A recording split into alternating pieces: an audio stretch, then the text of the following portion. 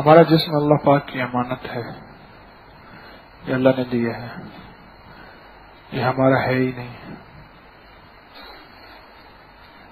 تو امانت کا خیانت کرنے والا خائن ہوتا ہے، اور میرے رب کو امانت پسند، امانت کا استعمال پسند۔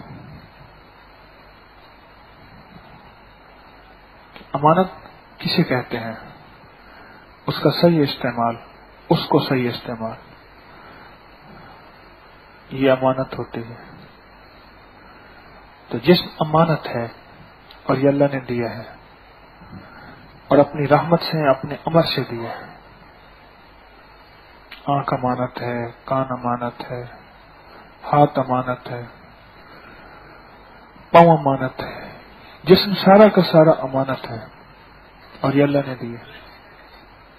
قیامت کے دن جسم کے ہر حصے سے پوچھا جائے گا، ہر حصے سے پوچھا جائے گا کہ تجھ سے کیا کام لیا۔ حدیث میں آتا ہے، مفہوم ہے کہ قیامت کے دن سب سے پہلا جو سوال ہوگا وہ بائیں ران سے ہوگا، بائیں ران سے۔ سب سے پہلا جو سوال ہوگا وہ بائیں ران سے ہوگا۔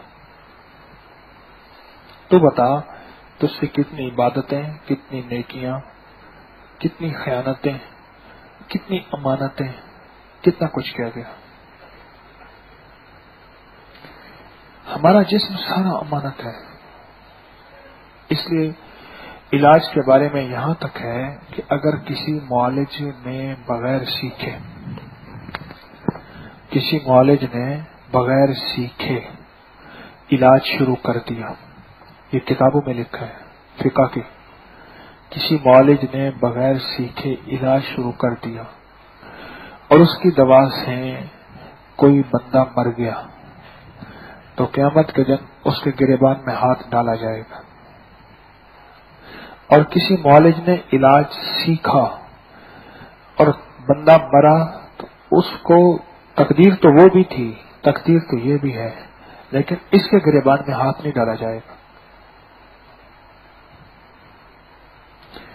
اور پھر اگلی بات کہ علاج کے لیے تو نے اپنے جسم کو دوا، تدبیر، کوئی علاج نہیں دیا۔ صدقہ بھی علاج ہے، دعا بھی علاج ہے، صلاۃ الحاجت بھی علاج ہے، کلونجی کے دانے علاج ہے، شہد علاج ہے۔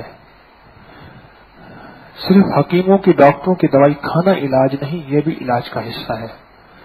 اور تو نے علاج نہیں دیا اور جسم تیرا بیمار ہو گیا، قیامت کے دن یہ جسم تجھ سے سوال کرے گا، یہ جسم تجھ سے پوچھے گا، اور تجھے اس کا جواب دینا ہوگا کہ تو نے جسم کا حق ادا کیوں نہیں کیا۔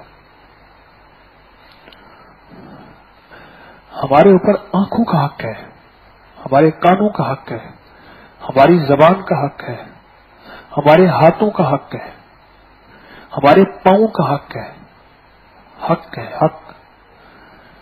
اور جس کا حق ہوتا ہے اس کے لیے سوال کرنا بھی ضروری ہے۔